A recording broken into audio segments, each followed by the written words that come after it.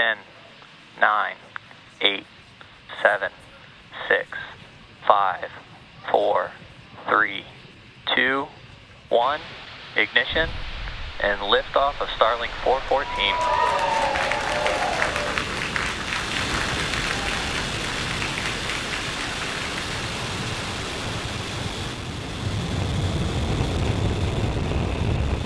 Vehicle's pitching downrange.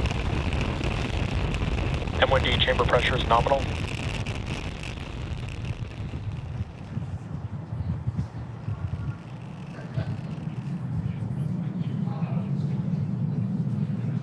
As you can see on your screen and heard by the cheers of folks with me here at Mission Control, Falcon 9 has successfully lifted off from Space Launch Complex 40, carrying our 53 Starlink satellites.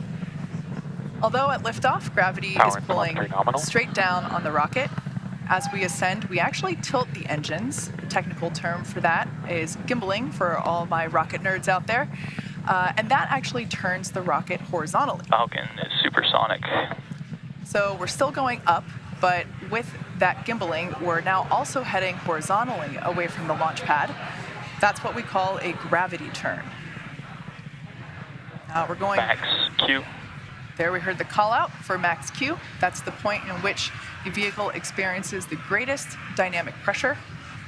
So we're going to throttle those engines back up. And we're coming up to a series of events that will happen in quick succession. For those of you that have followed our launches previously, you know not to blink. The first of those three events is... Start of MVAC engine chill. All right, so we heard call out MVAC engine chill. We're basically flowing some of the super chilled liquid oxygen through the turbopumps of the second stage MVAC engine in preparation for its ignition. But first, we have to do MECO, or main engine cutoff.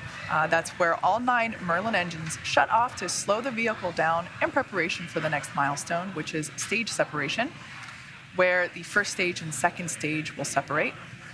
As the first stage makes its way back to Earth for landing, the second stage continues its journey with SES-1, or second engine startup. This is where the single Merlin vacuum engine will ignite and propel the second stage along with the Starlink satellites to orbit.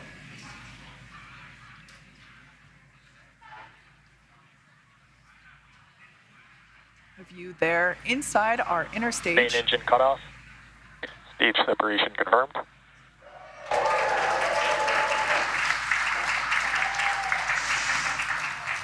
MVAC ignition. All right, so all 3 of those events in quick succession. Bearing separation confirmed. And there we can see that the fairing halves have separated, exposing our Starlink satellites to the vacuum of space. On the left-hand side of your screen, you can see those grid fins deploying on the first stage. Both stages are on nominal trajectories. All right, great news there. Everything looking nominal for both the first and second stage. Now, while the second stage is doing its job, the first stage is actually coming back home to Earth, and it will execute 2 burns today. The first burn is the entry burn. We will ignite 3 of its engines, 3 of the 9 Merlin engines at the bottom of the first stage to help slow the stage down. The second burn is the landing burn.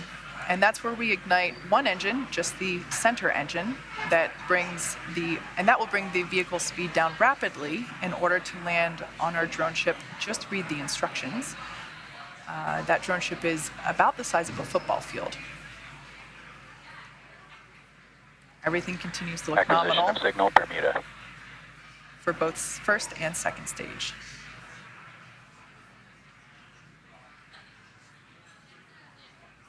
Beautiful shot of the second stage MVAC engine there on the right-hand side of your screen, with the beautiful blue marble rotating slowly behind it. Now that first stage, as you can see, is beginning to basically float its way back to Earth. It's currently above the Earth's atmosphere. In order to help it make its way back through the Earth's atmosphere, we're going to perform a re-entry burn. Not currently visible from that view. We have landing legs stowed on the side of the booster. Falcon 9 is equipped with 4 landing legs made of carbon fiber aluminum honeycomb. They're placed symmetrically at the base of the rocket and stowed during ascent, and they will deploy just prior to landing. As we come up to the entry burn, a reminder this is a 3-engine burn meant to slow the first stage as it hits the thicker layers of the Earth's atmosphere. As you can see, Falcon 9 has grid fins on it. It's equipped with 4 hypersonic grid fins. They're positioned near the top of the first stage and near the base of the inner stage. So basically where those 2 pieces of hardware connect. Currently, the first stage is using its grid fins for steering as it makes its return to Earth. If you watch closely, you can see those grid fins Stage 2 actuate. trajectory continues to look nominal. Those grid fins help orient the rocket during re-entry and guide the rocket during descent. There we just saw a puff of gas that is just nitrogen gas. We use nitrogen gas bursts for attitude control on the first stage.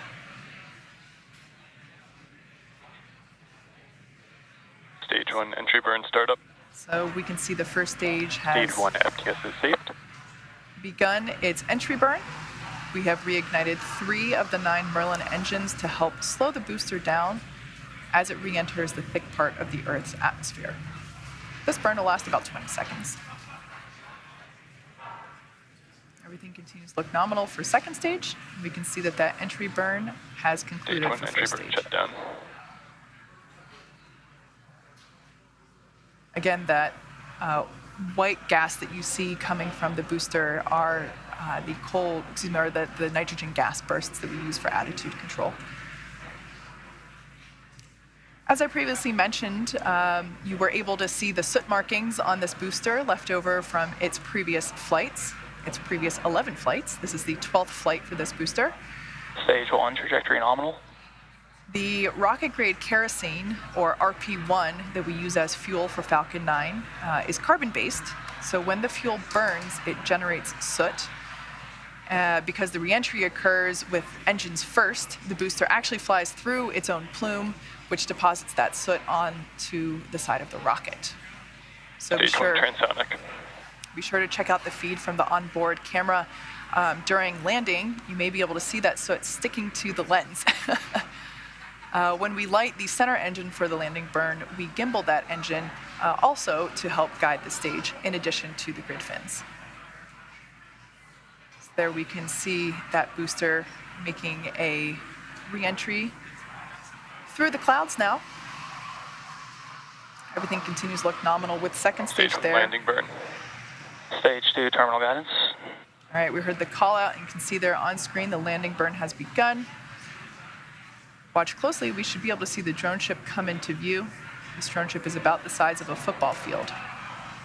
Stage 1 landing leg deploy.